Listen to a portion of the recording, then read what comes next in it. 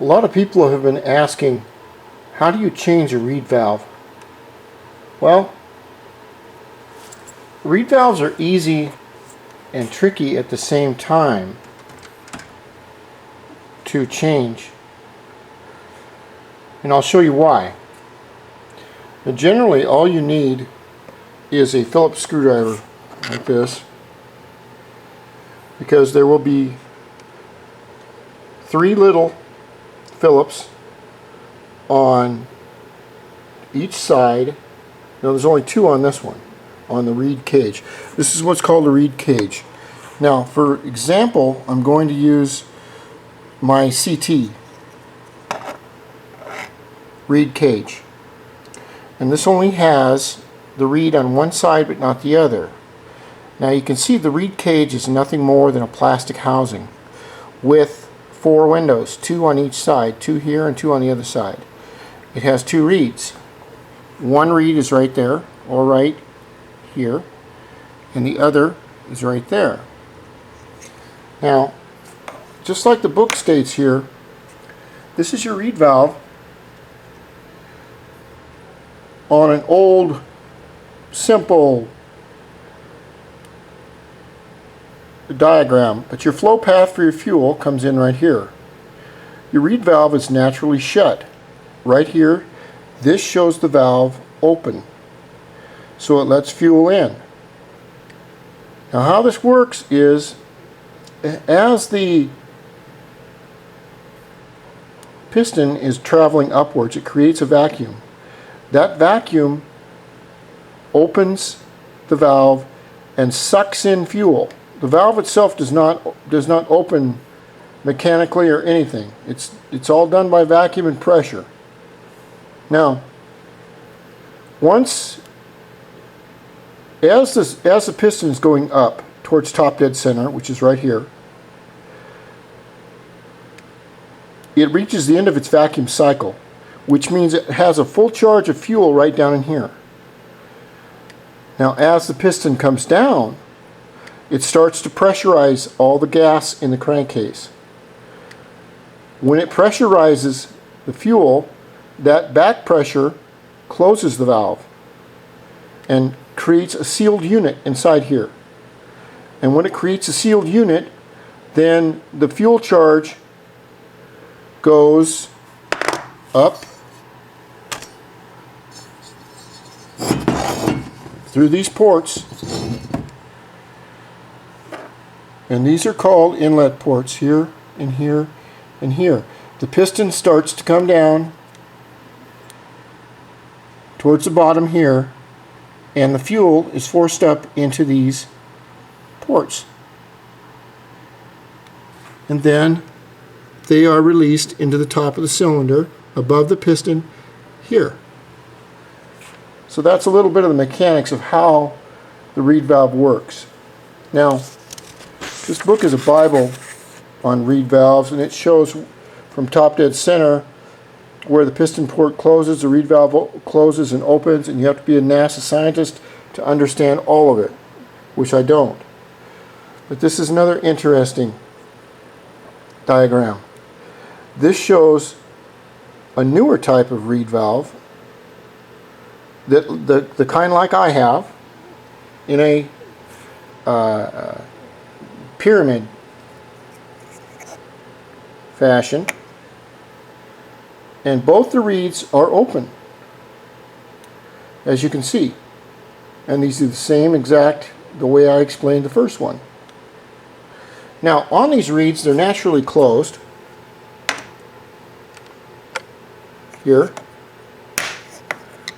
I'll see if I can maybe I can do it with my finger. Okay. As the piston needs fuel, it creates a vacuum which opens these just a tiny bit. You can see it's under pressure.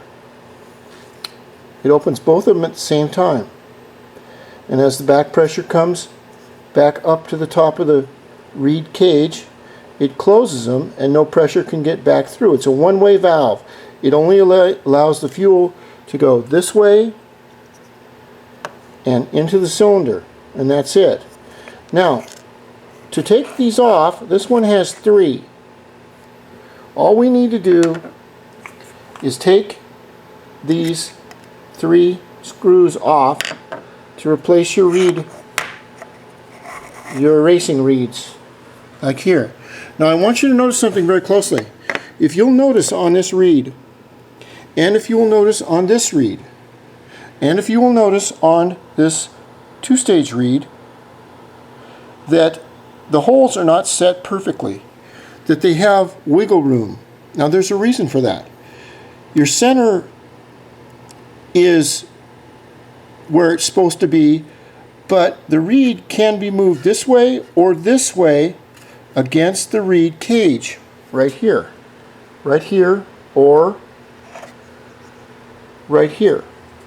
Now the reason is because when the reed is in the case, or cage, I'm sorry, as it is, there is a very, very close tolerance for these edges to seal, and they have to seal. Okay? So you have just the very edge right here.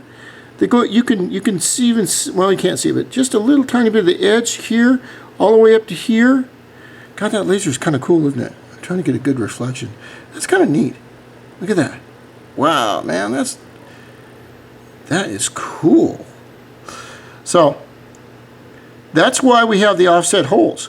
So when you go to put your reeds back in, you want to make sure you align up the reeds to make sure that they cover the port, to cover all the intake. And another trick is, and according to the book, and this is a very good book, this is my Bible, and I really like it. It works for go-karts too. I had a 1984 RZ350, and it was a red, blue Kenny Rogers, and it was the fastest 2-stroke I've ever ridden in my life. Anyway, the book claims that you should take some 600 grit wet sandpaper and to take your reeds, and some of these reeds are smooth on one side, and the smooth side should go against the flat side of the reed cage. Now I haven't found one with a flat side and a rough side, but what I have found is that if you take your reed here and you sand it on the edges here and here and here, just so you can smooth it out on the side that is going to touch against the reed cage, then you can get a flatter, smoother seal. And we have to remember that these reed cages are made, even the Boysen are made in lots of hundreds, and so their clearances and tolerances aren't as close as, say, that a factory production bike. So it's always good to take your reed valves and to go in and get all your edges, your bad edges. You want to leave these struts in here. The book has proven that if you take the struts out, you really don't gain any horsepower. Now, they also claim that once you put your little screws in here, what you want to do is use a drop of Loctite on each one of them before you screw them in. They screw through the plastic and they screw into this little metal deal. Now, another thing that the book claims is that you want to take a, not a file, but like a Dremel, and if you have these screws sticking up above, you want to grind them flush so that you get a very good flow. But that's the way to change any of the reeds. Now, different reed cages are larger or smaller. It doesn't matter. The reeds either go on with two screw holes or 3. It doesn't matter. What's very important is that you line everything up.